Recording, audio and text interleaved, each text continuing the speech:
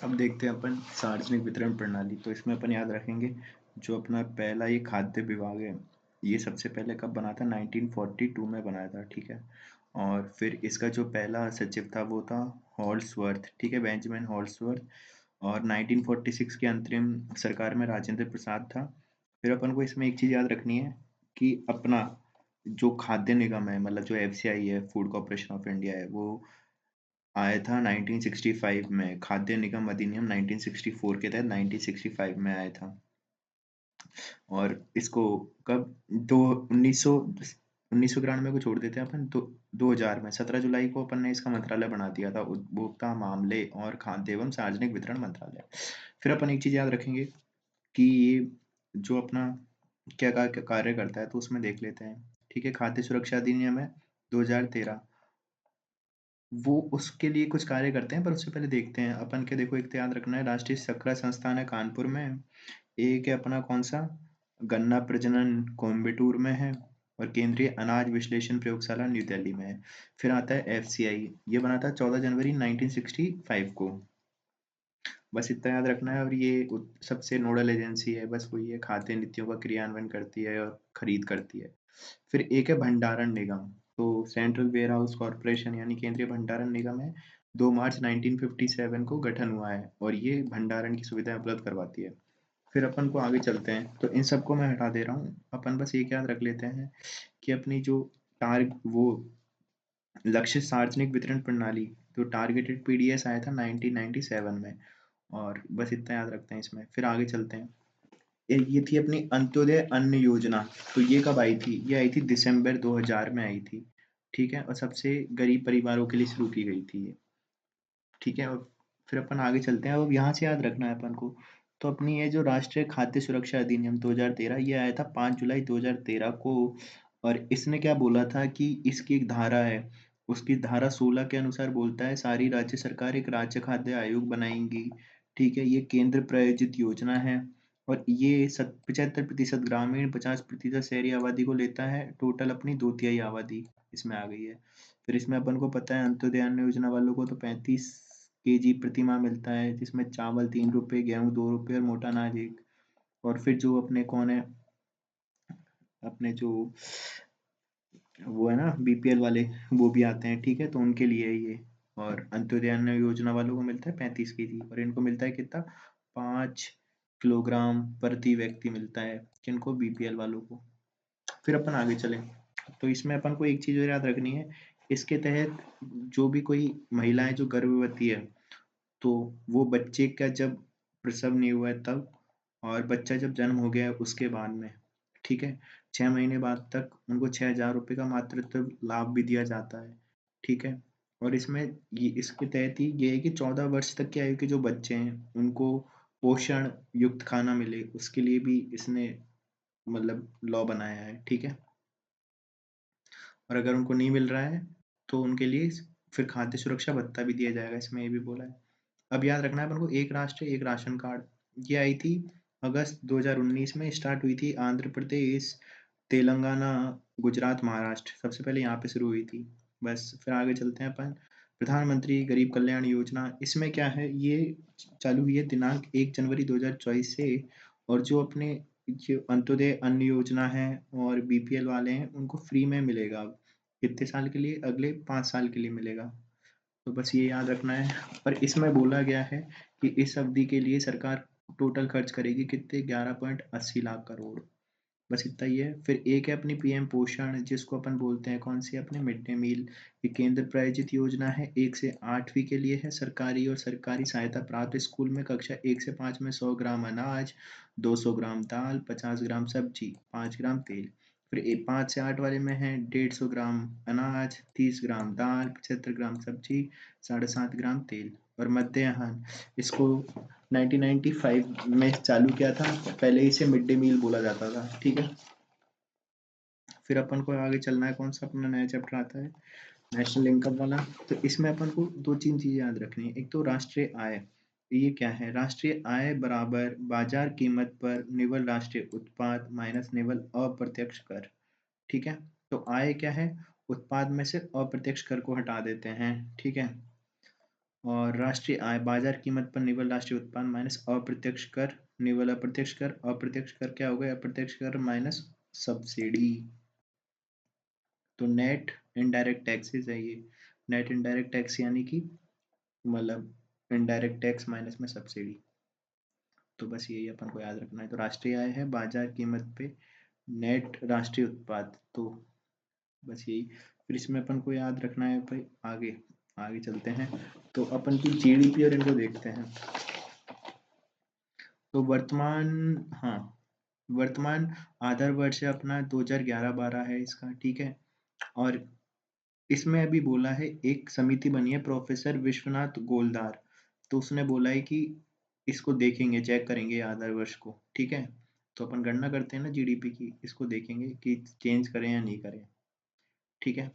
फिर अपन आगे चलते हैं, तो आगे चलेंगे, फिर आगे आगे अपन को याद रखना है ये कि प्रचलित कीमत पे यानी कि नॉमिनल जीडीपी कितनी है अपनी 295.36, रियल यानी कि स्थिर कीमत पे है 173.82। तो स्थिर पे तो 173.82 है और प्रचलित पे है 295.36। फिर अपन को याद रखना है प्रचलित कीमत पे वृद्धि कितनी हुई है, वो हुई है 9.6 की, और स्थिर कीमत पे वृद्धि कितनी हुई है 8.2 की। तो 295.36, 9.6, 173.82, 8.2। तो 8.2 और ये देखो 82 तक सेम सी है। फिर अपन को याद रखना है एक क्या, कि भारत की जो वास्तविक जीडीपी है जो कि अपनी 8.2 वृद्धि रही है, ये लगातार तीसरे वर्ष 7% से अधिक है। मतलब जो अपनी स्थिर कीमत पे है जो जीडीपी, उसमें वृद्धि हुई है कितनी की 8.2% की। तो ये लगातार वृद्धि कितनी है 7% से अधिक हुई है लगातार 3 साल से। फिर आदर्श वर्ष अपना जो ग्रॉस वैल्यू एडेड है, तो ग्रॉस वैल्यू एडेड वो कितना रहा है, वो 7.2 रहा है इस बार, ठीक है। 7.2 रहा है जीवीए, और जीवीए में योगदान कृषि का है 17.7, उद्योग का है 27.26, सेवा का है 54.7। तो कृषि का है 17.7, उद्योग का है 27.6 और सेवा का है 54.7। तो सब में 7 तो है ही है, 17.7, 27.6 और 54.7। फिर अपन को याद रखना है कि जो औद्योगिक क्षेत्र है उसके विनिर्माण में यानी मैन्युफैक्चरिंग में, और निर्माण में यानी सॉरी, हाँ, मैन्युफैक्चरिंग और कंस्ट्रक्शन, इनमें कितना वृद्धि हुई है 9.9% की वृद्धि हुई है दोनों में मिला के, ठीक है। बस यही अपन को याद रखना है। और अपने जो शुद्ध कर हैं यानी कि नेट टैक्सेस हैं, उनमें कितने की वृद्धि हुई है, कितना 19.1 की। बस ये अपन को याद रखना है, और कुछ याद नहीं रखना। फिर अपन आगे चलते हैं मुद्रा स्फीति, ठीक है। तो यानी कि अपना आ गया इन्फ्लेशन वाला चैप्टर। इसमें अपन को पहली चीज याद रखनी है वो क्या है, वो ये है कि अपन इन्फ्लेशन याद मतलब निकालते हैं सीपीआई पे, डब्ल्यूपीआई पे और इनसे। अब अपन को याद रखना है डब्ल्यूपीआई, इसमें केवल वस्तुएं शामिल होती हैं, सेवाएं नहीं होती हैं, ठीक है। इसको निकालता है आर्थिक सलाहकार मंत्रालय, वाणिज्य उद्योग मंत्रालय, और ये मासिक आधार पर निकाली जाती है, ठीक है, मंथली। इसका आधार वर्ष है 2011-12 और इसमें वस्तुएं हैं 697, यानी कि 697 इसमें वस्तुएं हैं, जिसमें से देखें तो प्राथमिक प्राइमरी है 117, और फिर जो अपने मैन्युफैक्चरिंग है कितनी 564, 5 4 4 5 6, 564, ठीक है। और ईंधन, ठीक है, ईंधन वाली कितनी है मतलब इलेक्ट्रिसिटी वाली है 16। तो इसमें प्राथमिक 117, इलेक्ट्रिसिटी की है 16, और मतलब मैन्युफैक्चरिंग की है 564। सबसे ज़्यादा भारांश भी मैन्युफैक्चरिंग का है 64.23, और प्राथमिक का है फिर 22.62, और ईंधन वाली का है कितना 13.15। फिर आता है सीपीआई, इसमें दोनों वस्तु और सेवाएं दोनों शामिल होती हैं, ठीक है। बस ये याद रखना है अपन को। फिर सीपीआई की गणना किस पे होती है, ज्यामितीय औसत का उपयोग किया जाता है, ज्योमेट्रिक मीन का उपयोग किया जाता है सीपीआई के लिए। अब अपन देखते हैं सीपीआई इंडस्ट्रियल वर्कर, तो इसका आधार वर्ष है 2016, और इसमें सर्वाधिक वारांश है खाद्य एवं बेवरेजेस का, जारी करता है श्रम ब्यूरो शिमला, और ये मासिक आधार पर निकाली जाती है इंडस्ट्रियल वर्कर की, ठीक है। फिर इसमें कितनी वस्तुएं 463, बस काम का नहीं, इसको हटा दो। फिर अगला आता है अपना ग्रामीण मजदूर के लिए श्रम ब्यूरो शिमला 1986, इसमें भी इतनी वस्तुएं हैं, 260 हटा दो, इसको भी कोई काम का नहीं है। फिर एग्रीकल्चर लेबर, तो इसमें भी 1986 7 है, और श्रम ब्यूरो शिमला ही निकालता है। ठीक है, अब अपन को ये याद रखना है सीपीआई, फिर अर्बन अर्बन प्लस रूरल वाली 2012 इसका आधार वर्ष है, सीएसओ इसका जारी करता है। और ये कब निकाली जाती है? मासिक आधार पर निकाली जाती है। ठीक है, इसमें सर्वाधिक भारांश है खाद्य एवं पेय पदार्थ का, तो खाने का और पीने के जो सामान है उनके लिए सबसे ज्यादा इसमें भारांश है। दूसरे पे है पान, तंबाकू, कपड़े, जूते, आवास, ईंधन, बिजली। फिर तीसरे पे है स्वास्थ्य, परिवहन, मनोरंजन, शिक्षा, घरेलू सामान। ठीक है, तो जैसे पान, तंबाकू, कपड़े ये अपन डेली से ही लाते रहते हैं, इसलिए सेकंड भारांश इनका ही है। अब अपन देखें, जो अपनी खुदरा मुद्रास्फीति है यानी रिटेल इन्फ्लेशन यानी कि सीपीआई, सीपीआई पे जो निकालते हैं अर्बन प्लस रूरल, उसको कहते हैं, वो कितना है? 5.4 है वो। तो 5.4 है खुदरा यानी रिटेल इन्फ्लेशन इस बार। फिर ये कहता है कि जो खुदरा यानी कि रिटेल इन्फ्लेशन है, सॉरी खुदरा मुद्रास्फीति या फिर रिटेल टू इन्फ्लेशन, तो इसको कह रहा है कि खुदरा मुद्रास्फीति को उपभोक्ता सीपीआई के नाम से भी जाना जाता है, जो अपन ने बता दिया यहाँ पे पहले ही। ठीक है, और ये फिर वही बता रहा है कि इसको कौन जारी करता है कौन नहीं करता, तो बस वही है। फिर ये कह रहा है कि विश्व की उभरते बाजार एवं विकासशील अर्थव्यवस्था हैं, ठीक है, इमर्जिंग जो उभरते बाजार हैं, ठीक है यार, है ना, उभरते बाजार हो गए एक तो विश्व के, और विकासशील अर्थव्यवस्थाएं, ठीक है। तो भारत की जो मुद्रास्फीति दर है वो इनसे तो क्या है, कम है, मतलब अपने साथ के जैसे जैसे कोई अभी डेवलप हो रहे हैं वो देश, ठीक है, पर जो कि विकसित हो चुके हैं, ठीक है, जो कि विकसित देश है उनसे अपनी ज्यादा है। ये किसने बोला है? वर्ल्ड इकोनॉमिक आउटलुक ने बोला है। बस अपन को ये याद रखना है। फिर ये अपने कुछ कारण है सीपीआई 4 से ज्यादा रहने के कारण क्या है? एक तो खाद्य मुद्रास्फीति बहुत ज्यादा है अपने यहाँ पे, दूसरा रूस यूक्रेन युद्ध है, फिर गर्मी और असमान वर्षा। ठीक है, तो ये उसने कुछ कारण बताए हैं। तो पहला तो अपनी जो फूड इन्फ्लेशन है वो बहुत ज्यादा है, ये उसने एक रीजन बताया है। फिर अपन इसमें आगे चलते हैं, तो इसमें अपन को आगे याद रखना है ये कि 2013 में अपन ने उर्जित पटेल मौद्रिक नीति की सिफारिश की बात करी थी, उसने मौद्रिक नीति बनाओ एक कट, फिर मौद्रिक नीति समिति बनाई गई अपन ने, उसमें अपने लक्ष्य रखा था 4 का, +- 2, अधिकतम 6, इष्टतम 4, न्यूनतम 2। और ये गठन कब हुई थी? 2016 में हुई थी, सितंबर 2016 में, मौद्रिक नीति समिति। इसमें 6 सदस्य होते हैं, 3 आरबीआई से, 3 भारत सरकार भेजती है, और लक्ष्य भारत सरकार निर्धारित करती है, और इनको क्रियान्वयन कौन करता है? मौद्रिक नीति समिति करती है। ये 5 वर्ष के लिए बनाए जाते हैं, ठीक है। और इसमें डब्ल्यूपीआई के स्थान पे सीपीआई रूरल प्लस अर्बन मुद्रास्फीति को नियंत्रण करने का उपाय किया जाते हैं, ठीक है। अब अपन को याद रखना है जो हेडलाइन इन्फ्लेशन है, जिसमें खाद्य और ऊर्जा जैसी वस्तुएं शामिल होती हैं, वो कितनी रही है? वो रहा है 5.4 रहा है, ठीक है। और बस यही अपन को याद रखना है।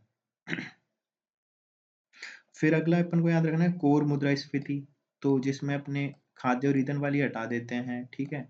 तो ये कितनी रही है? 4.3। तो देखो यहाँ पे 5-4 है, यहाँ पे 4-3 है, कोर है 5-4-3 और हेडलाइन है 5-4, ठीक है। फिर अपन आगे चलते हैं, तो आगे चलते हैं, तो इसमें अपन को याद रखना है जो कोर मुद्रास्फीति है इसमें 167 वस्तुएं हैं कोर वाली में, ठीक है, हेडलाइन वाली नहीं है ये, कोर जिसमें अपन ने खाद्य और ईंधन हटा दिए हैं। इसमें 122 तो वस्तुएं हैं और 45 सेवाएं हैं। और इसमें सबसे ज्यादा भार किसका है कोर मुद्रास्फीति में? किसका है? कपड़ों का है, ठीक है। तो टिकाऊ वस्तुओं में कपड़ों का सबसे ज्यादा भार है इसमें 48% का, और गैर टिकाऊ में देखें तो खाद्य और पेय का है, ठीक है, अगर वैसे देखें तो।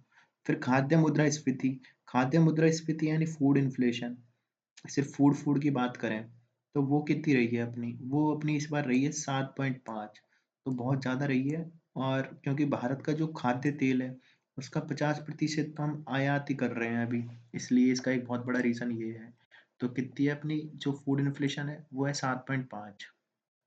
फिर अपन को याद रखना है मुद्रास्फीति की राज्यवार तुलना देखें, तो अपनी औसत देखें ना भारत की, औसत तो अपनी कम है, ठीक है, पर राजस्थान की है 6.4। वैसे भारत की औसत खुदरा मुद्रास्फीति 6 से कम है, पर अपनी राजस्थान की है 6.4, और ये कह रहा है कि इसमें शहरी जो खाद्य बास्केट है उसमें 29.6, और ग्रामीण खाद्य पदार्थों का बास्केट 47.3 बाहर है इनमें। अगर ग्रामीण में देखेंगे पदार्थों के बास्केट में बाहर खाद्य पदार्थों का, तो शहर में तो अपन ने जो बास्केट है उसमें जो अपने फूड प्रोडक्ट है उनका हिस्सा है 29.6, और ग्रामीण में है 47.3। फिर ये बता रहा है कि जो शहरी मुद्रास्फीति की तुलना में ग्रामीण मुद्रास्फीति ज़्यादा है, और अगर दोनों में अंतर देखें शहरी और ग्रामीण में, तो वो मणिपुर में देखने को मिलता है, वहाँ पे बहुत ज़्यादा अंतर है। तो अपन को बस ये याद रखना है इसमें तो। फिर अगर अपन आगे चलते हैं, तो आगे अपन को क्या याद रखना है वो देखते हैं। तो वो अपन को आगे याद रखना है यहाँ पे, कहाँ पे, यहाँ पे। तो ये याद रखना है अपन को, आरबीआई आ गया, ये केंद्रीय बैंक है, 1926 में स्थापना हुई थी। मतलब स्थापना तो 1 अप्रैल 1935 को हुई थी, पर 1926 में एक कमीशन आया था, हिल्टन यंग, उसकी सिफारिश पे हुई है। ठीक है, इसका मुख्यालय है मुंबई में। और यही सब है, टाइम पास है, इनको तो हटा रहा हूँ मैं। फिर आगे देखते हैं इसमें अपन को काम क्या याद रखना है। तो अपना विदेशी मुद्रा भंडार अभी बहुत ज़्यादा हो गया है, चाइना, जापान, स्विट्जरलैंड और इंडिया, तो ये अपनी रैंक चल रही है अभी। ठीक है, तो फॉरेक्स है, फॉरेक्स रिजर्व, उसमें चाइना पहले पे, जापान, स्विट्जरलैंड, इंडिया 700 के आसपास हो गया, 700 बिलियन। ठीक है, फिर एसबीआई देखें, तो एसबीआई की स्थापना हुई है 1 जुलाई 1955 को। 1921 में इंपीरियल बैंक बना था, बैंक ऑफ बंगाल, बॉम्बे और मद्रास को जोड़ के। बैंक ऑफ हिंदुस्तान पहला व्यापारिक बैंक है भारत का, 1770 में बना था। फिर अवध कमर्शियल, जिसमें यूरोपीय भी आए थे, पर ये किसी भारतीयों ने स्थापित किया था। फिर पंजाब नेशनल 1894, पूर्ण भारतीय, लाला लाजपत राय का था ये।